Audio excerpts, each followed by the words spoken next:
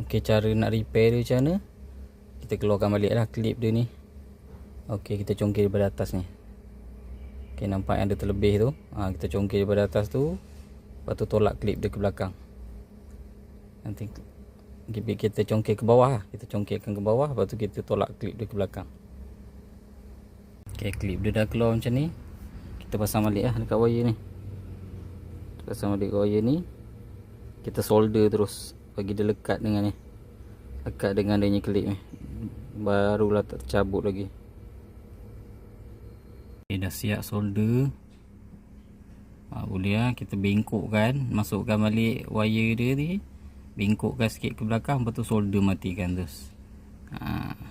Jadi dia lebih kukuh lah. Moga-moga tak terlepas lah lepas ni.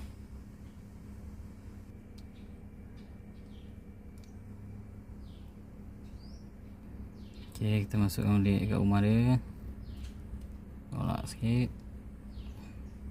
Dia punya wire pangam-ngam lah, sebab tu dia senang terlepas. Kalau tengok dia punya wire tu pangam-ngam je dekat soket lah. Jadi dia mudah terlepas. Okay, dah masuk balik. Alhamdulillah, settle. Barulah betul. Kalau tidak on aircon je, asyik mati-mati kompresor. Kejap hidup, kejap mati. Kejap hidup, kejap mati. Lepas tu lampu kat sini jadi kelip-kelip. Dia macam kena tak kena, kena tak kena. Gitulah. Mula-mula mati-mati ingat relay ke, kompresor problem ke. Ingatkan itulah. Rupanya sebab rasa sejuk je. Cek gas apa semua pun tak ada masalah.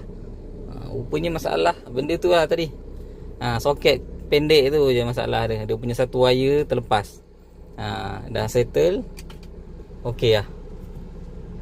Kompresor pun dah elok cut off dia. Kalau tidak dia hidup kejap mati. Hidup kejap mati.